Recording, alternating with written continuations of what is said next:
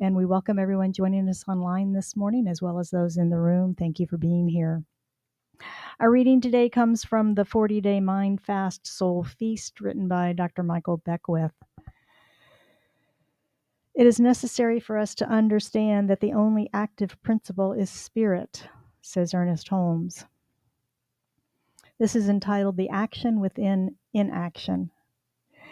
We must be active not merely for activity's sake, but for the sake of right action. On the outer side of life, right action sometimes looks like inaction. Since biblical times, there has been a controversy about action versus inaction. One day, when Jesus was visiting Mary and her sister Martha in their home, Mary chose to join the others who had gathered to receive his teaching. Martha, however, remained busy with cleaning the house. Finally, out of frustration, Martha went to Jesus and asked, "Lord, do you not care that my sister has left me to do all the work by myself? Tell her to come and help me." Jesus surprised her, saying, "Martha, Martha, you are worried and distracted by many things. There's no need only one thing. Mary has chosen the better part, which will not be taken away from her." Mary chose to listen to her teacher's wisdom, to expand her consciousness of spiritual realization. There is a level of inactivity where we pull back from human doing and contemplate a spiritual idea until it is activated within us. What an efficient way to function in life.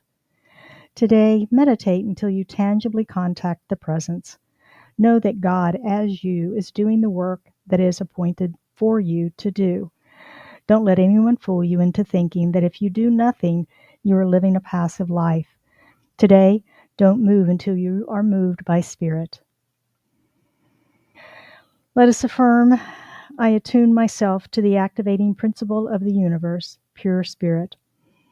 My conscious connection to my source maintains my balance of action and inaction.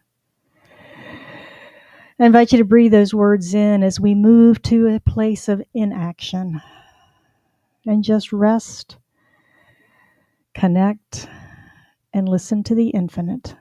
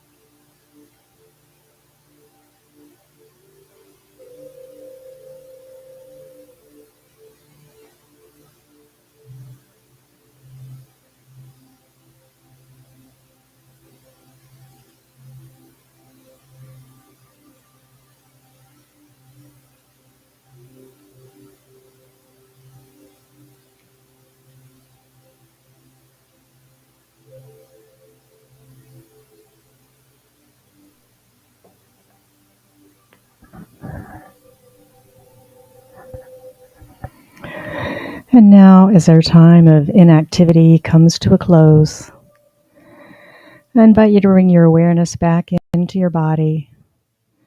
Take a breath. And when you're ready, open your eyes, as this now concludes our meditation time. Namaste.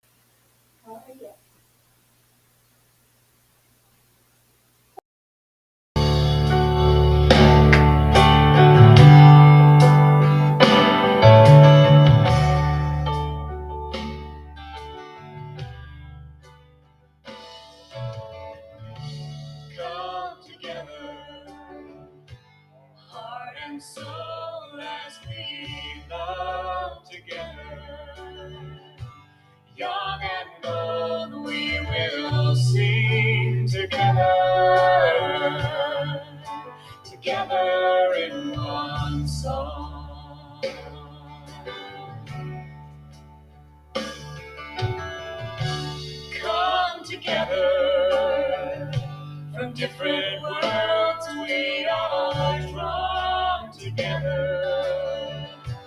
In our own way, we can pray together. Together we are strong.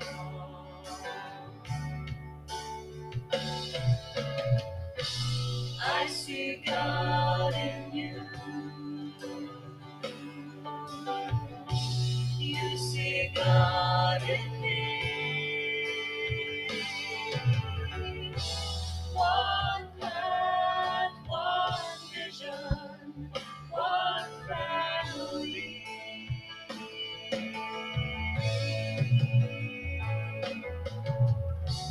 Come together, dreams and hands we will join together to build a place we can grow together. Together we are whole.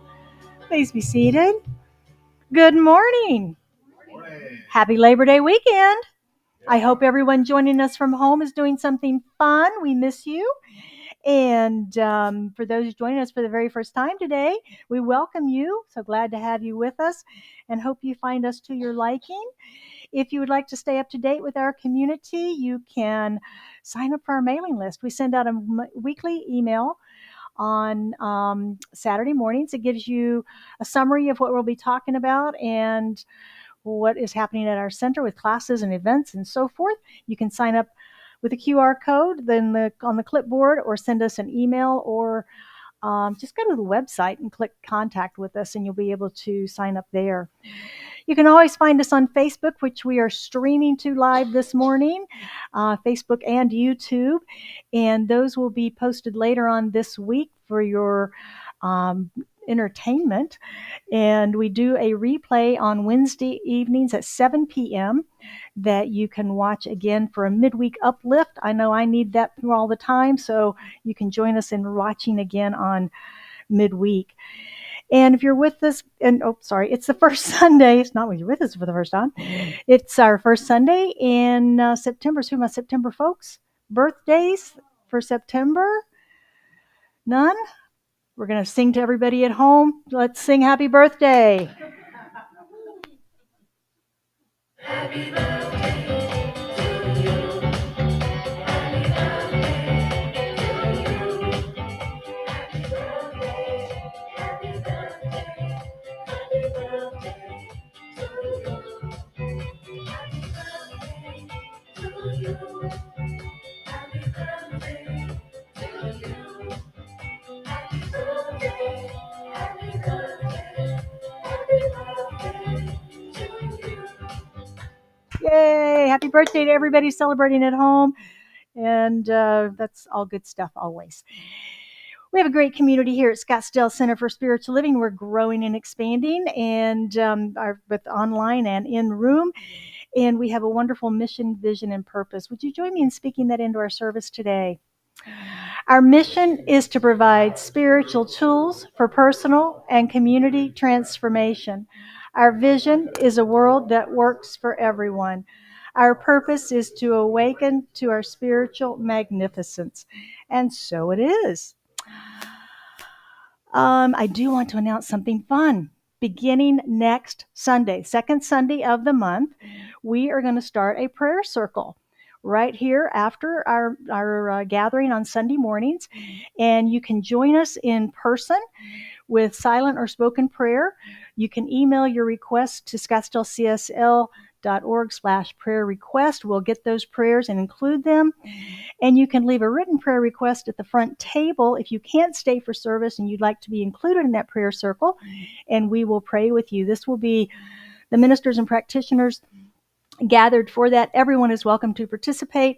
We won't be too long, so you shouldn't get too hungry waiting for brunch, but I do invite you to step into that prayer circle with us beginning next Sunday and the second Sunday of each month going forward. So I hope you can join us for that. And the good news today, never too old. Right? We're never too old. Minette Bailey celebrated her latest birthday last month, with a tandem skydive in Suffolk, England. Her first parachute jump ever at the tender age of 102. Whoa!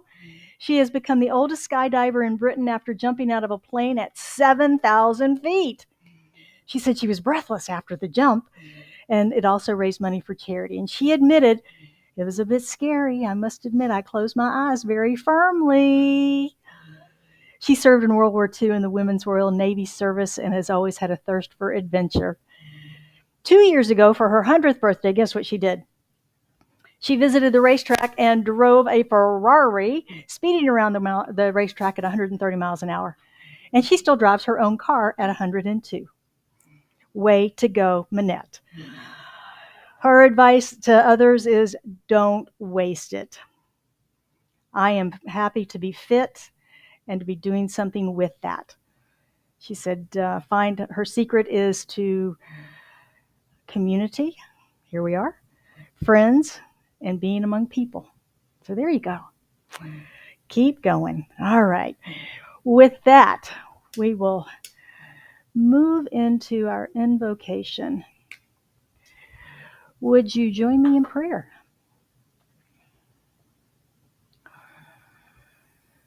How good it is that we come together on Sunday morning in celebration of this thing called life,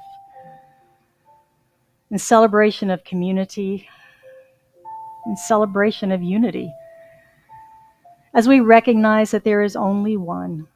There is one infinite intelligence, there's one presence, one power, one life and one mind, and we call that God. We call it Spirit.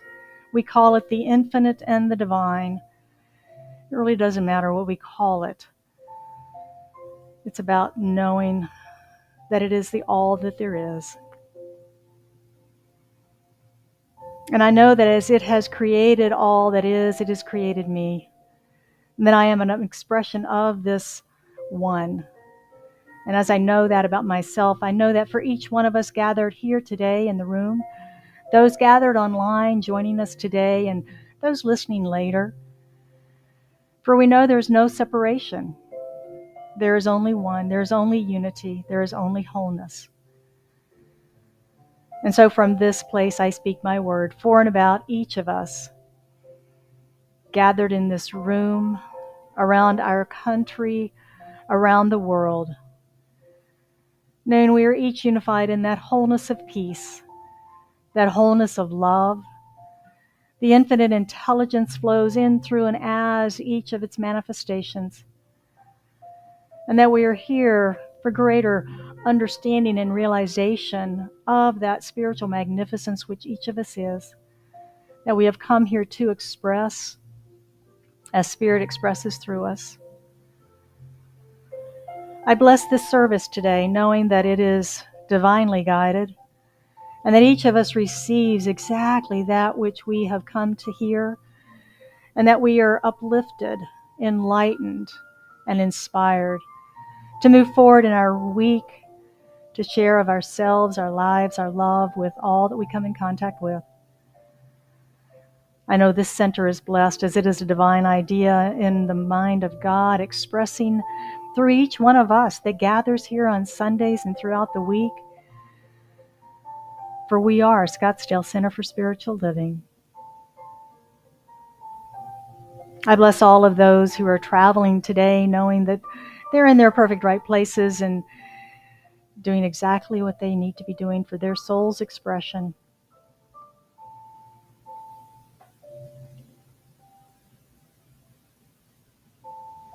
I bring into prayer this morning any who are suffering, any who are in pain, any who are in the healing process, knowing that this prayer in our consciousness lifts them up into the light of healing as it expresses through them and as them right here and right now. I bless all world religions, all faith traditions, and all those who are still seeking, knowing that there are many, many paths to the divine, but there is only one, universal presence. And so it is with a grateful heart filled with joy and thanksgiving that I release this into the action and activity of law, knowing that it is done, it is so, and we affirm this truth together by saying, and so it is.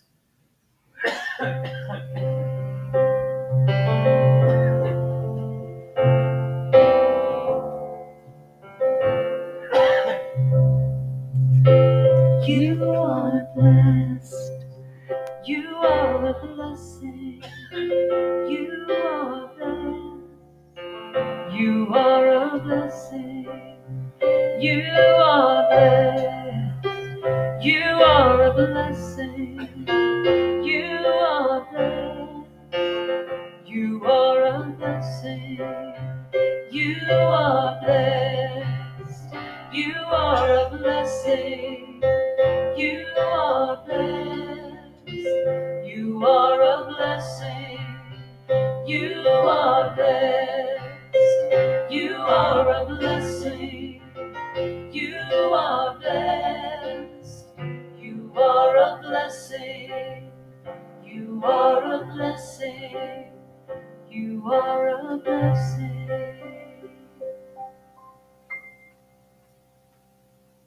Good morning. I'm Victoria. I'll be doing the announcements this morning. The soul that gives thanks can find comfort in everything. The soul that complains can find comfort in nothing. And that's by Hannah Whitall Smith. Would anyone like to share a gratitude this morning? Oh, thank you, Lori. Oh, thanks. Good morning.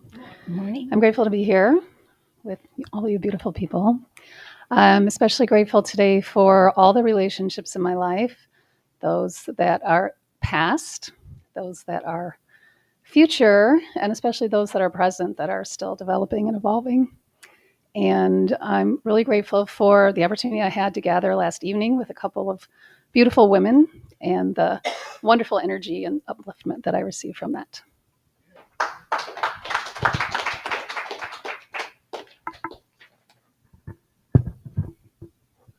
Okay. Did anyone else want to share? Okay.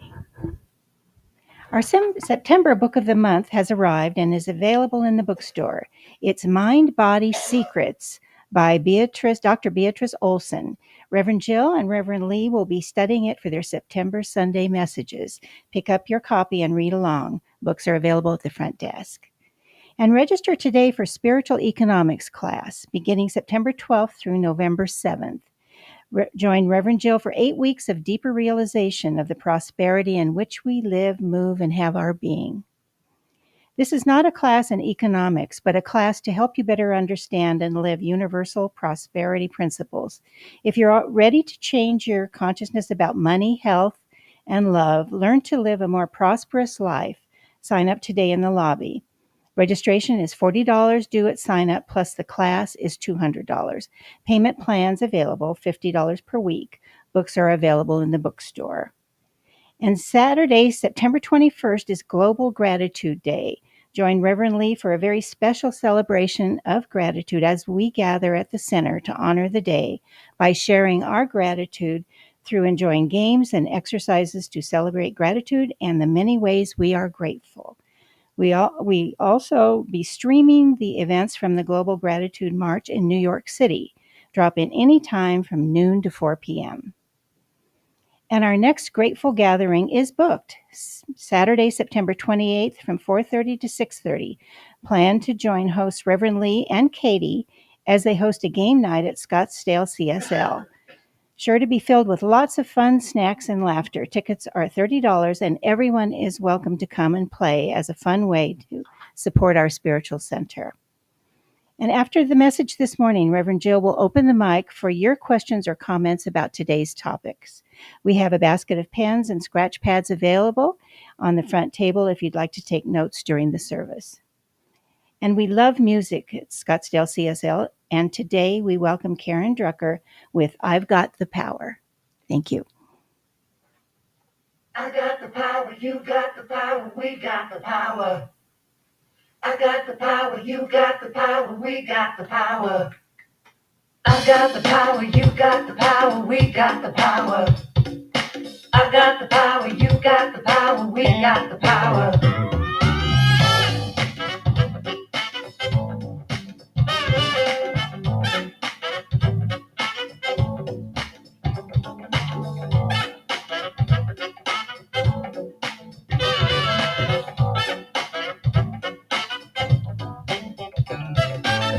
I've got the power to make all my dreams come true.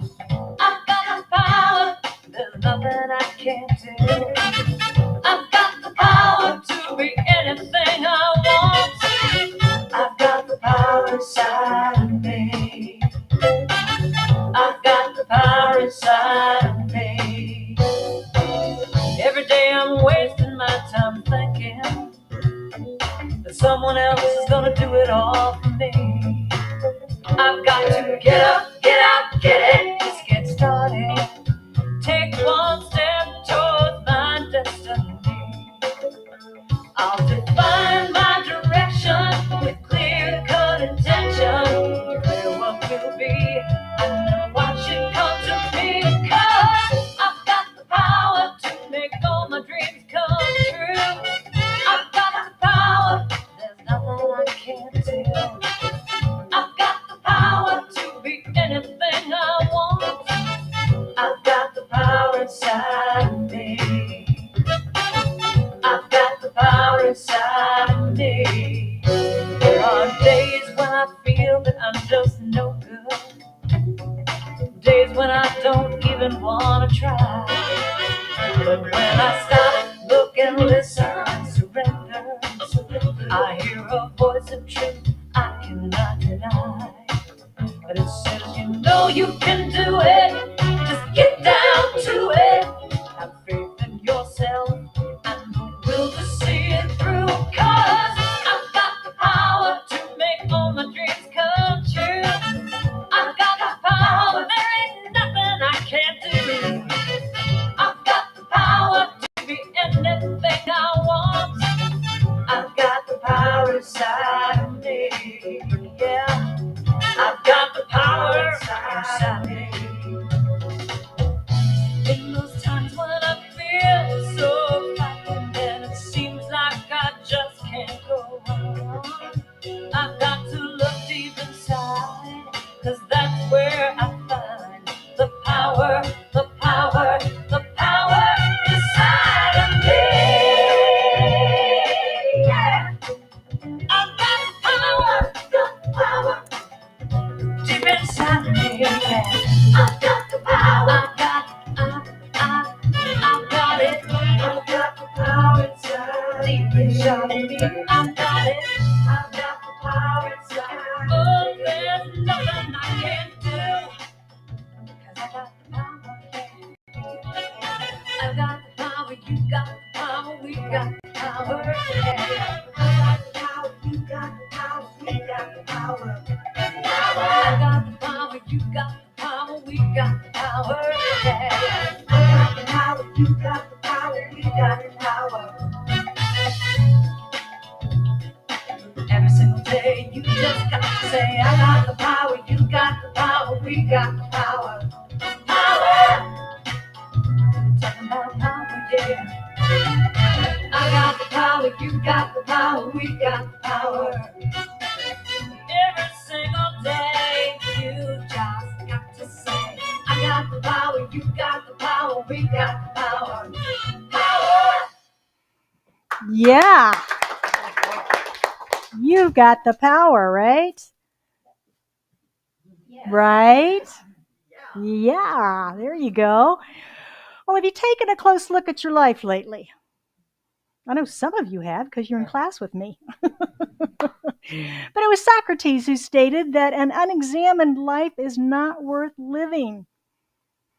Now, our series this month, we're starting a brand new series for September, is called Unlocking the Secrets of Mind Body.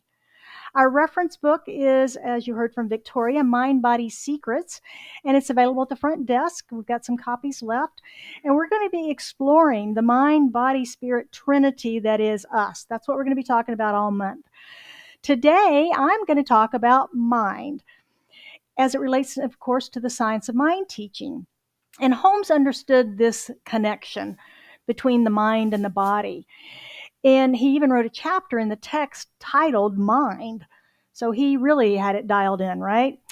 Now, we teach a lot about the power of mind in our teaching and the healing of the body through the power of the mind. It's one of our belief statements. We have those, 10 belief statements that we have. And he says, we believe in the healing of the sick and the control of conditions through the power of this mind. That's a bold statement, isn't it? For a belief that this organization has adopted for nearly 100 years. We believe in the healing of the sick and the control of conditions through the power of our minds.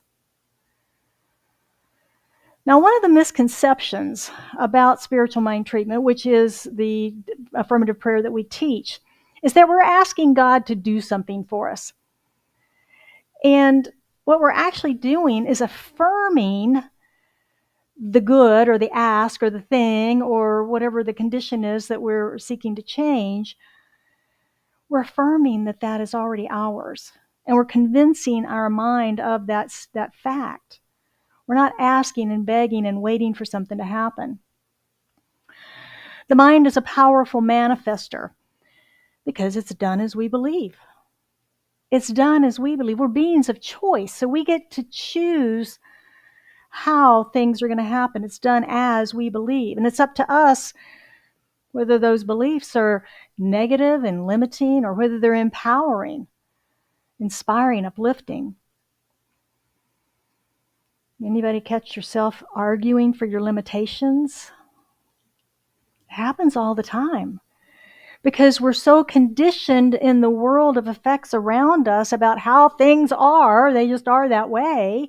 And we forget we live in a field of infinite possibilities where that's not necessarily true. Our book of the month discusses this mind-body connection from scientific, psychological, and spiritual respects. She looks at all three of those categories, and you could almost say it's a little bit of a modern interpretation, if you will, of the science of mind, because that's how Ernest discusses the science of mind in the text.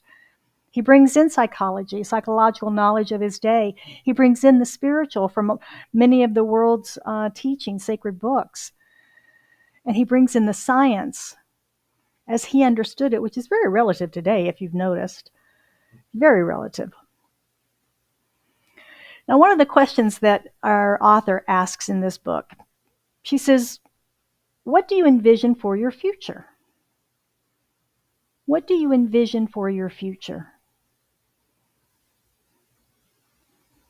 Are you envisioning a healthy body, healthy finances, healthy relationships, a healthy experience for you, meaning wholeness of your body?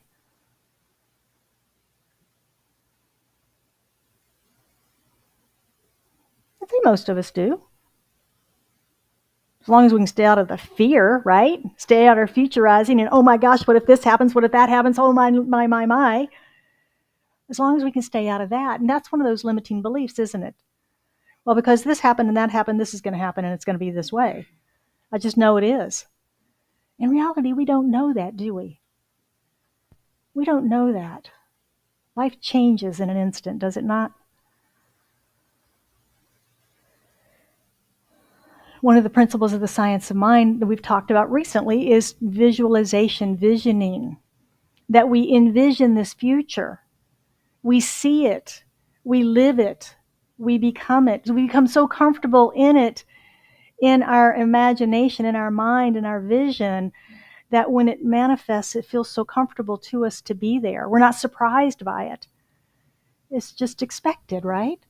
Because we have envisioned it so often that it's ours. We own it, so to speak.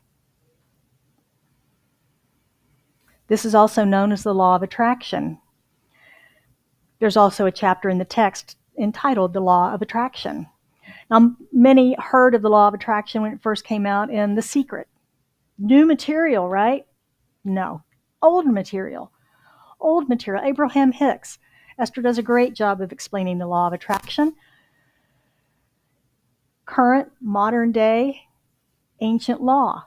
ancient teaching. Ernest wrote about it in 1926, 1938. It wasn't new to him either. This is ancient teaching. It's universal law that we study.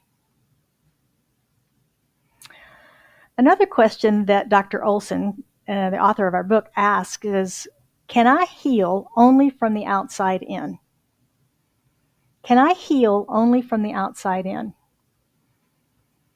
My immediate response was no. But then I went deeper. I was like, okay, let's see if that's true. Think about a cut. You cut yourself, paper cut, let's make it easy, paper cut, glass cut, whatever. Immediately our bodies begin bringing the cells there to stop the bleeding, right? Immediately that starts happening. And then the cells begin to work to seal the wound, and a scab will form to protect it while those cells continue to heal from the inside out, right? And then the scab goes away and you might have a little scar there. The body has healed itself from the inside out, right? Sure, we may have put some antibiotic or something, the cream or something on there to help it along. But those are tools. The body heals itself. Let's say we have a surgery and we cut open and they go in and they move things around or they take something out. The surgeon does a brilliant job. Did the surgeon heal us? No. The body heals itself. The surgeon is a tool of the infinite. It is the infinite intelligence flowing through the surgeon with the intelligence that they have to come forward and to be used by spirit for that healing work, to give the body the support it needs to heal from the inside out. From the inside out. Y'all know I like to read, and I've discovered Audible, which is my driving reading, because my car's not self-driving yet. So I'm listening to, in addition to reading our book, You Are the Placebo by Dr. Joe Dispenza. I don't know if anybody's ever read that book. He presents a lot of evidence in there about the mind's impact on the body's health and illness, including his own story, which is magnificent. So it's interesting that the timing of that study and this study coming together, and two different, not different, the same perspectives in two different voices. Now, our book of the month, she suggests that we face some obstacles to achieving our health and healing goals. And she calls it this clash between our ancestrally wired brain, and today's environment. You may know this as the limbic or the reptilian brain or lizard brain, right? We've heard it called that. You may know it as that. She calls it the ancestrally wired brain. Sounds like a doctor, right? It's wired for surviving rather than thriving, and can in fact limit us in our thriving today in areas of our lives. Anybody ever sabotaged yourself and gone, what the heck? Well, why did I do that? That's what's kicking in. The second obstacle she talks about is that we seek power from outside of ourselves. Power from outside of ourselves to heal, to fix, to save us. Something external. And the third obstacle she says we face is the motivation behind our goal. Are we really motivated, or would it be nice?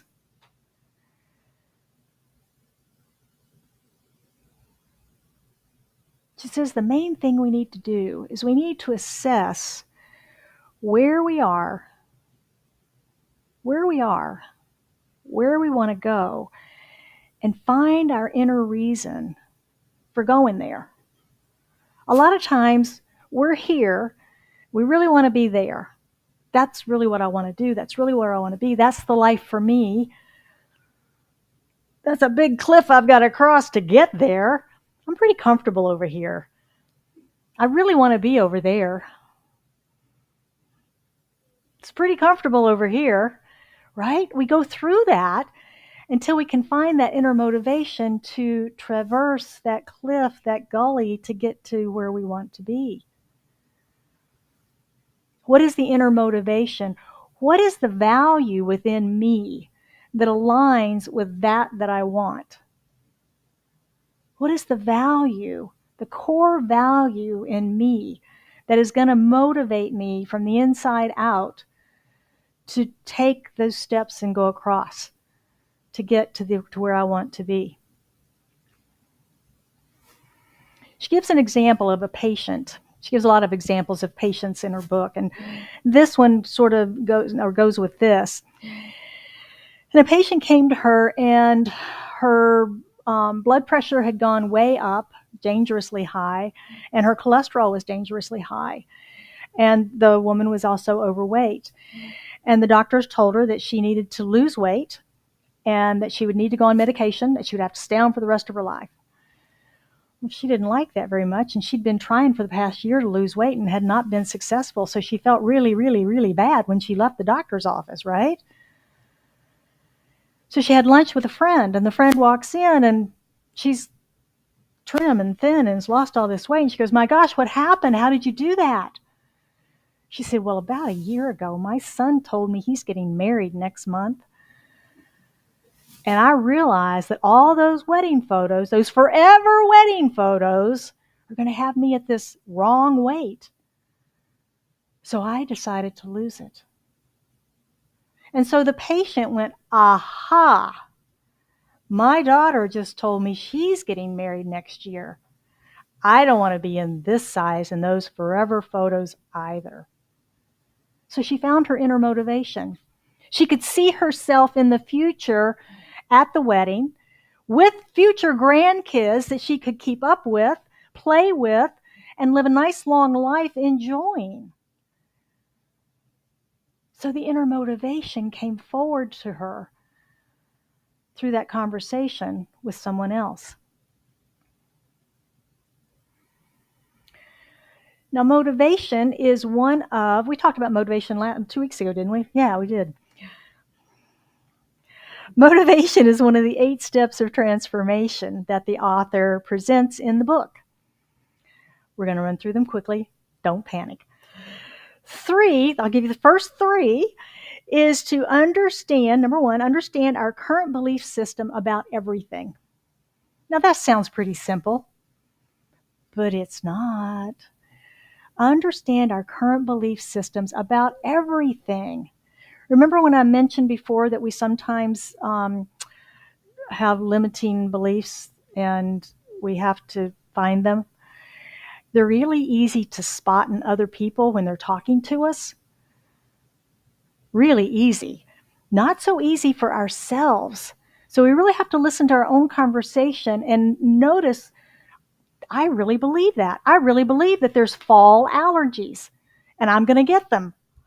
I really believe that because my brother has diabetes, that it's in the family and I have to get it too. Oh my gosh, I don't believe that. But things like that we may believe that we don't even realize that we're believing at a deep level.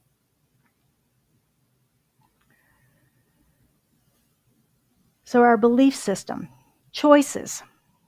We need to look at choices that support who we are now and who we're becoming. Do the choices I'm making today support who I'm becoming?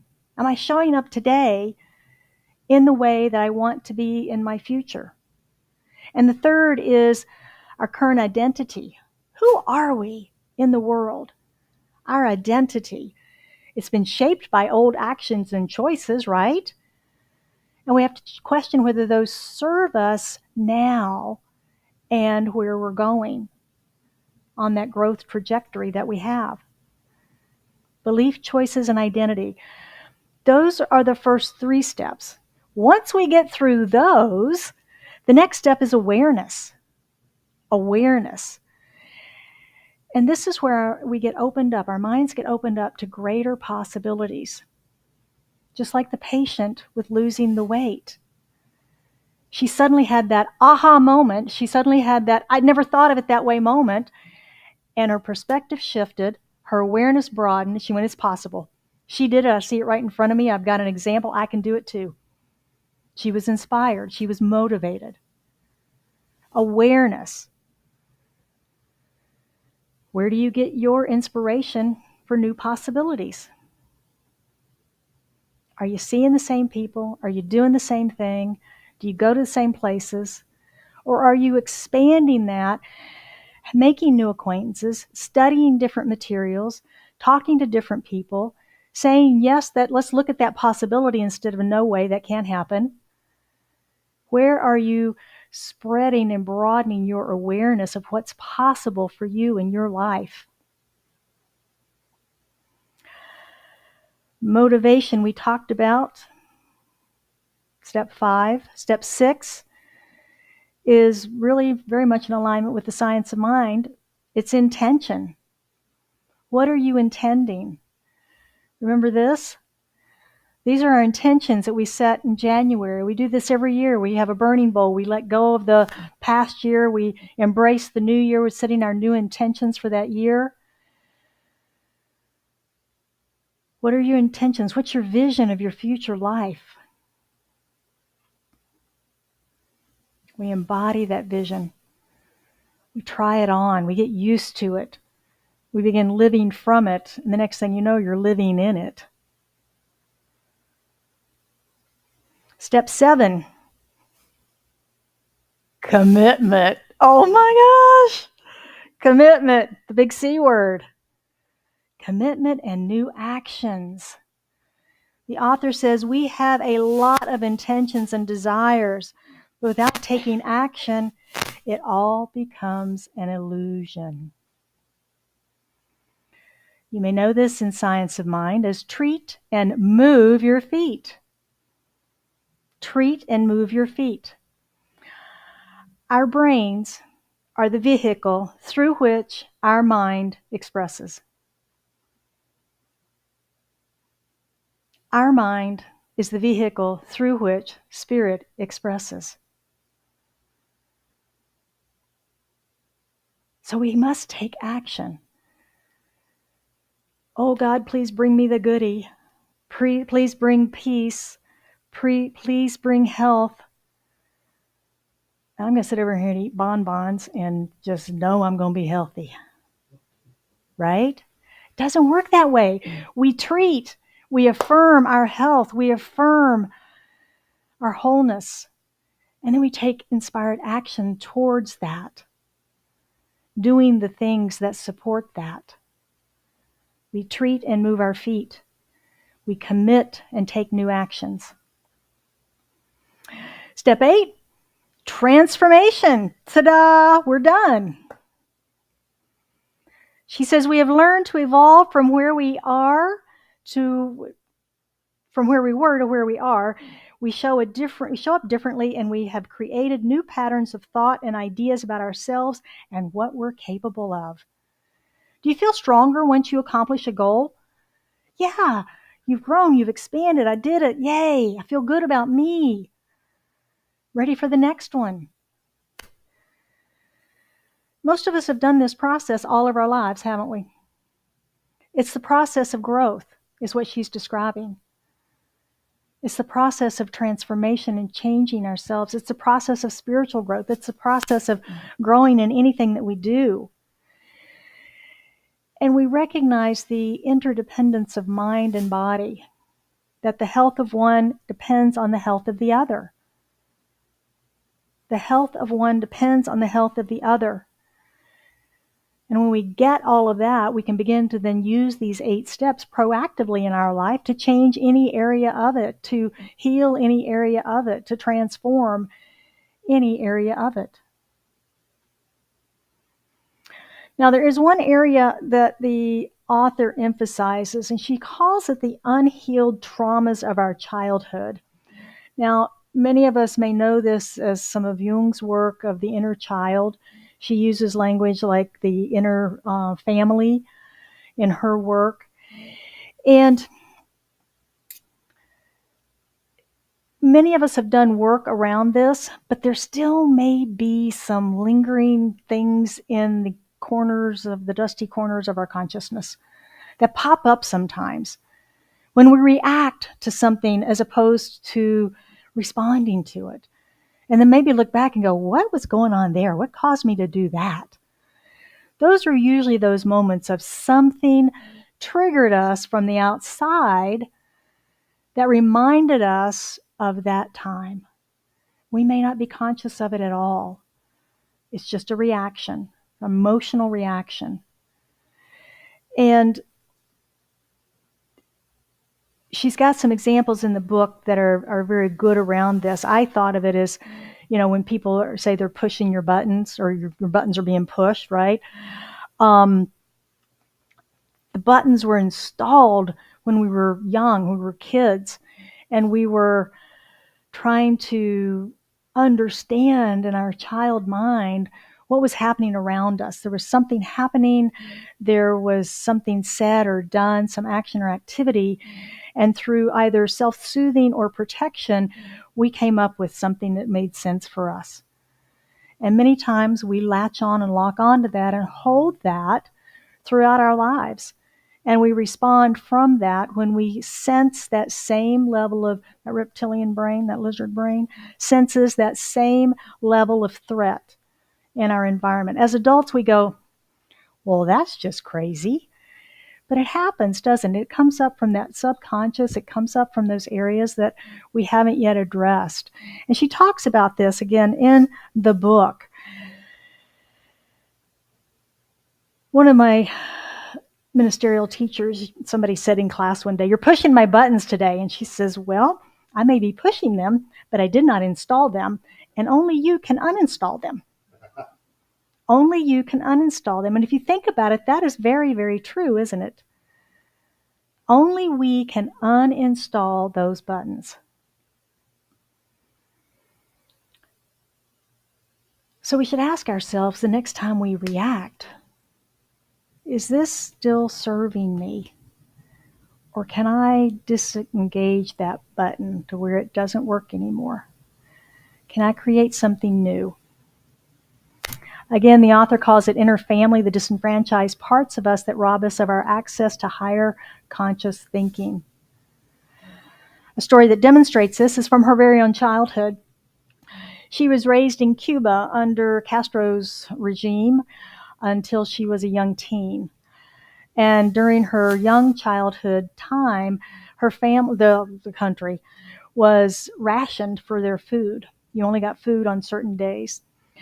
And so her family's process was to ration then, portion control meals for everyone so that they had enough food to stretch until the next ration came. She tells a story of them having steak and cutting it into really small little bite-sized pieces so everybody could get a little bit. And so when 2020 rolled around and the shutdown happened, a lot of people started hoarding food, right? Toilet paper, paper towels, all that kind of stuff. And she didn't do that. She went shopping like normal. She said it was fine. But what she did find herself doing was rationing the meals at home, cutting them way back on their portions. And about a week or two in, she and her husband, who were both of normal weight, began to lose weight. And a few more weeks in, her husband came up and he goes, "I'm down 6 pounds and I'm going to blow away. Can we start getting regular portion meals again?" And she immediately got a stomach ache and got nauseous. And being who she is and what she does, she said, aha. And she sat and she went into silence and she listened. And she asked herself, she said, why am I rationing food? And what she realized is that it was her 7-year-old self, her child self, who was responding physically now with the stomach ache that she had as a little girl when food was short, experiencing food scarcity. So she recognized that. She was able to bring it to light and she was able to heal that. But what a powerful story and recognition of what happens with that mind-body connection. It's an illuminating example of the power of the mind over the body.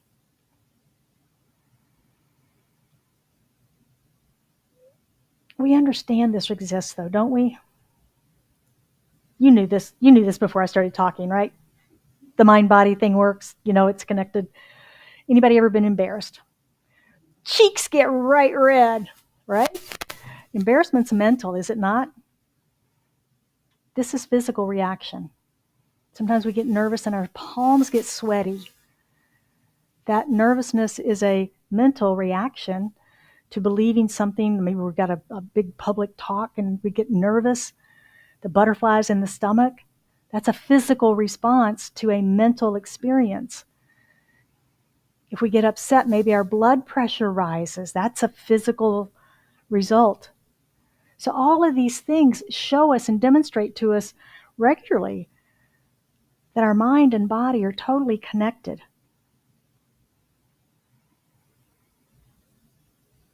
So when we understand that this relationship exists, is it possible for us to pause like she did and question what's really going on here? What's really going on here? I remember when I first started doing public speaking, I would get butterflies.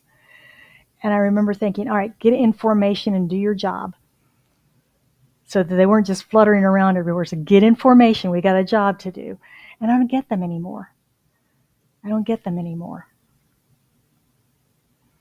So we pause, we become curious. We ask ourselves, what's going on? What's going on?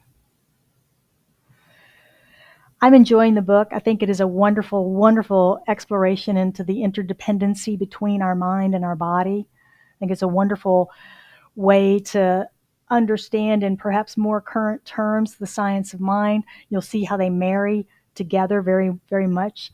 And it is the expression in her words and the words of Holmes of this triune nature that we are, of the mind, the body, and spirit.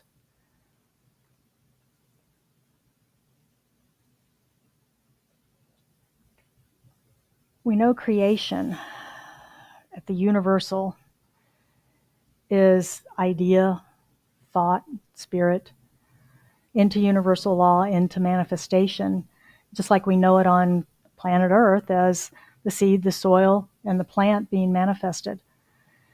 And so we have within us that same idea of the mind creating in the body, in the form. So we have our Mindful Monday, which is an email that we send out on Monday mornings. It's a recap of our talk and the processes and the notes and things. And if you'd like to sign up for that, you can do so with a QR code, an email, or sign up in the lobby. It comes out on Monday mornings. It's just a recap that you can practice throughout the week to learn to embody these practices and principles. Your practice for this week is curiosity. To become curious about your life. When you react to something or someone, become curious about your why. Whew, why did that make me so angry they cut me off in traffic? Why did that make me so angry that they said that to me? What was I feeling when they said that and I responded this way? Why? Sit and breathe, practice your centering we've talked about, and center your mind and body and ask yourself, why am I behaving this way? Be still and listen. And journal any insights that come to you. This mind-body connection is very strong. Very, very strong. We experience it, as I said, when we're upset. We experience it when we're afraid, when we're embarrassed. We have bodily reactions to those emotional things that happen. Is it not possible?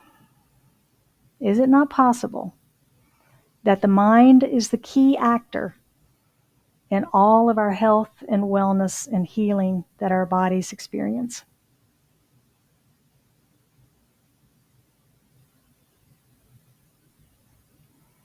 We'll close with a quote from Ernest Holmes. He says, the body is the servant of the mind, and the mind is the offspring of pure spirit. The three are really one and should work in unison with each other. This can be done only when the mind becomes aware of the spirit, permitting its flow of harmony, unity, and perfection, a clear passageway. The body will always reflect this inner state of mental poise. And so it is. Questions or comments? I would love to hear from you today. Thanks, John. Oops. No? Nothing? I'll throw something out. You never throw things out. I never talk. You don't. That's why I wrote my book, The Unconscious Authority. When I was doing regressive hypnosis, I couldn't believe all the challenges people had and how it was all based on old history and old childhood trauma. Not necessarily trauma, just childhood situations. And my instructor always said, we live in the light of our reflected past. Mm-hmm. And to me, that always made a lot of sense. And with regression, you get back to that cause and you correct it at a subconscious level.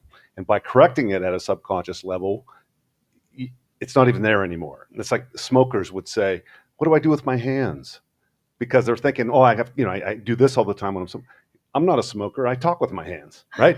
So You're Italian. Yeah, I'm Italian. So I think the key here is to really look at things at a deeper level, because consciously we kind of make excuses.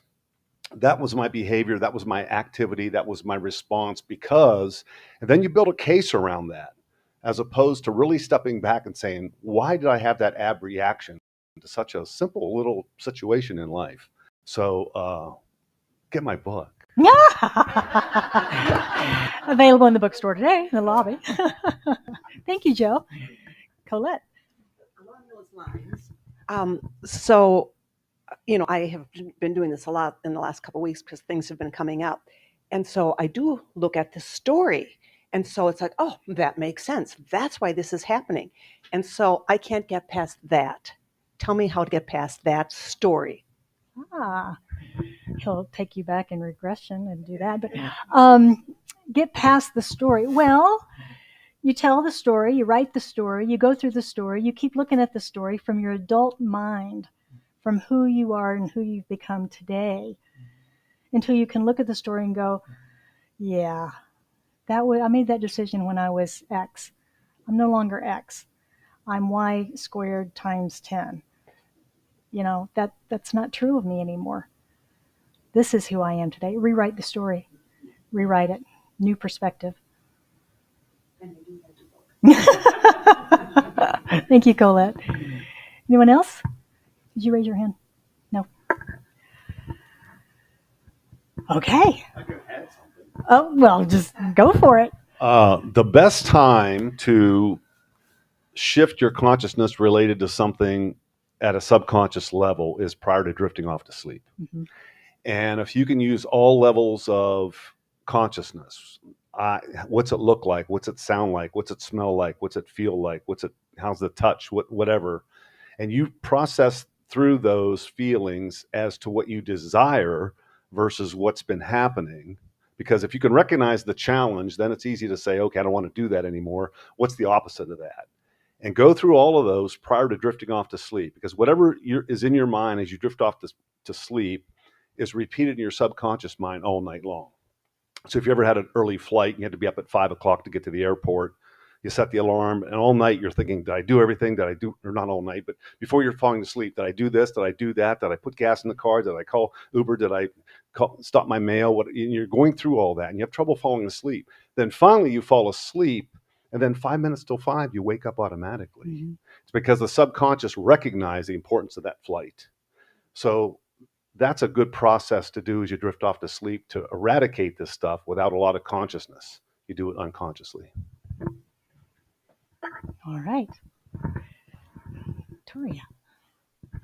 Well, I just wanted to share that in 2006, my doctor called and said, tests show you have breast cancer. And I said, okay, thank you. And so in the morning, I immediately thought, okay, being in Science of Mind, where am I out of harmony with my belief system? Where am I kind of goofy? Because I know I don't have cancer. This is just a warning to get yourself in alignment. And so I started immediately, several times a day, saying, I am perfectly healthy. Thank you so much for this message. I'm going to be fine. So my doctor called in the morning and she said, did you hear what I said? And I said, yes, I did. She said, you need to see a surgeon right away. I said, okay. So I saw the surgeon. A couple weeks later, had surgery. And I continued this whole thing. This is not true. I'm doing what you want me to do, but this is not true of me. I now understand how I need to be in this world. And so they did the surgery. And so then a few days later, they called and said, there's no cancer in any of this. And I thought, oh, how usual. Of course I don't. It's all good. So. Excellent. Good story. Thank you. Thank you for sharing that. One more. Anybody else? All right. Thank you, everyone, for those shares. And we will move to prayer. All right. Would you join me in prayer? As we recognize that there is only one infinite presence in life, that is God. One mind. And that mind is our mind. And we unite in the wholeness of that one mind, knowing that it is ever accessible to us at those higher levels of consciousness, where we are united in it at all times. We can access it at any time. And I recognize this unity in, through, and as each of us here today.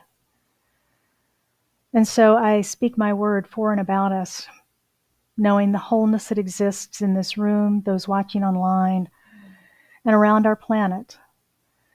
No matter the appearances, we judge not by appearances, we judge by truth. And the truth is that we are all whole, we are all one.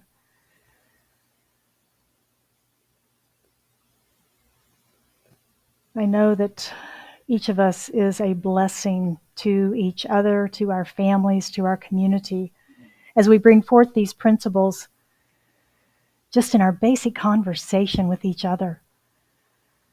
We live and walk and talk this thing called science of mind, this thing called universal truth. We're examples of wholeness. We're examples of possibility.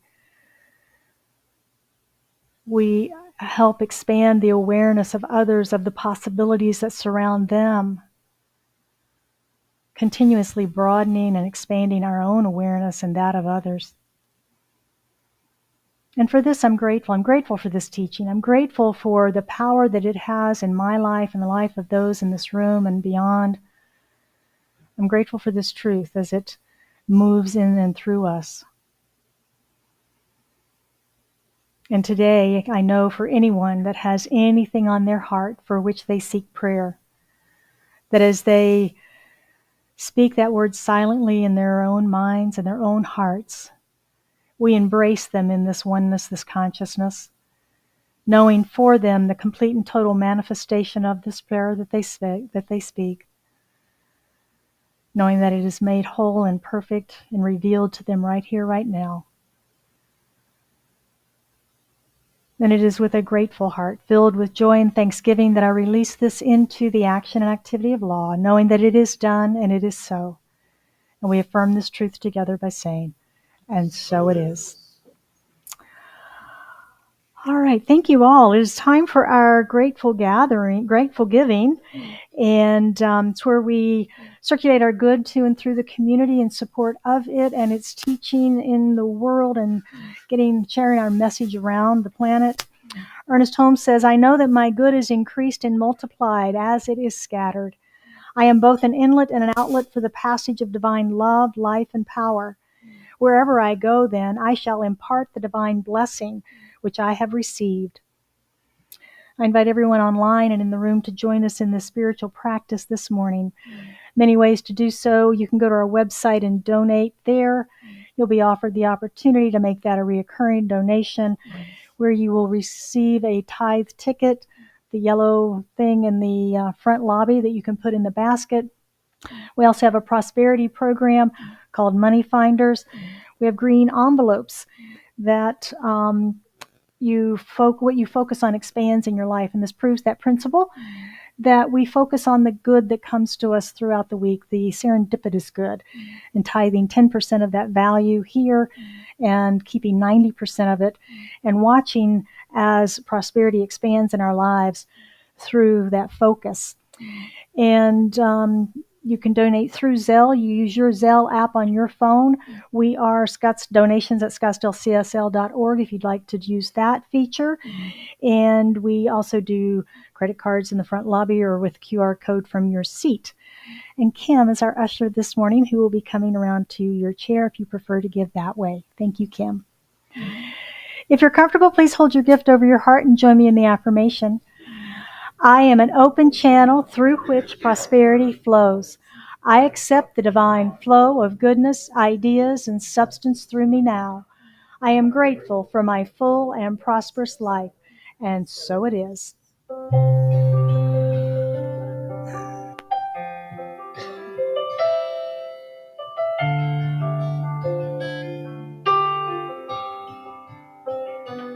Gratitude before me, gratitude behind me, gratitude to the left of me, gratitude to the right of me, gratitude above me, gratitude below me, gratitude within me, gratitude all around me.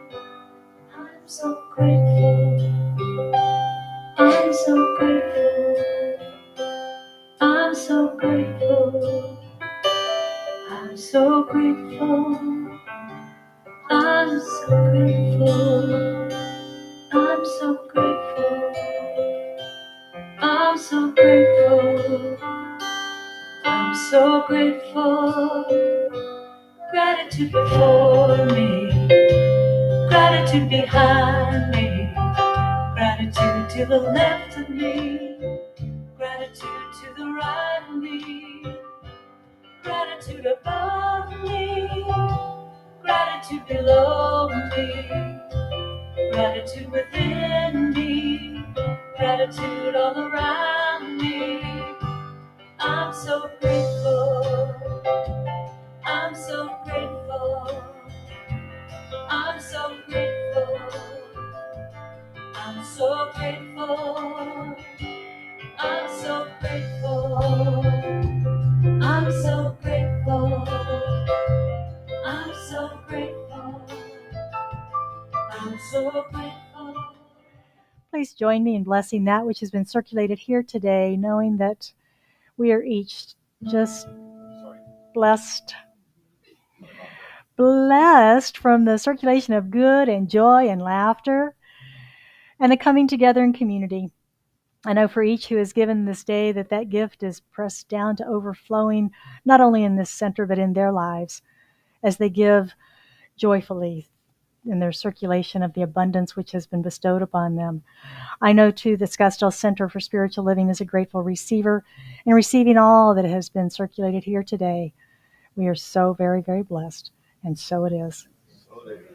Thank you again, Kim. All right, if you would like prayer today, I will be your practitioner. I'll meet you at the prayer room after the reception line. You can also leave a written prayer request in the prayer box at the front table or 24/7 online on our website. And Reverend Lee, Daniel, and I receive those and pray with you from our homes. And remember to stop by the front desk to sign up for the Grateful Gathering coming up on the 21st. No, sorry, 20. Yes, no. Let's start at the top. Spiritual economics class is on the 12th of this month with me. I invite you all to sign up for it. It's going to be a fun class based on Eric Butterworth's book. And September 21st is the World Gratitude Day right here with Reverend Lee. He will be here with activities and some live streaming between noon and 4 o'clock.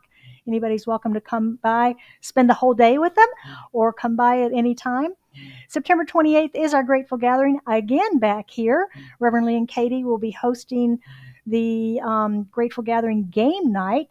We'll get started around 4:30 and just play some games and have some fun. They'll have some snacks and It'll be a really nice gathering, I'm sure. And then the 29th, after our Sunday gathering, we're going to go to Brunch Bunch. I haven't finalized exactly where yet. Stay tuned. I'll post that. But we are going to be going to brunch. So hope you can join us after our Sunday gathering for that. All right. Next Sunday, we'll be back.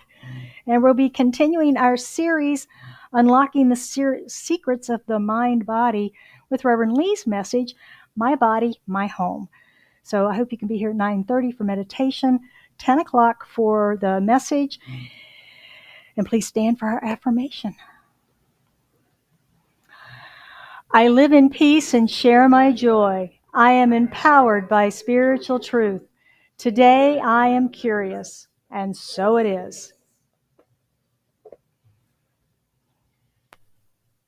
There was a time in my life, thought I had to do it all for myself. Didn't know the grace of God was sufficient. Didn't know the love of God could help.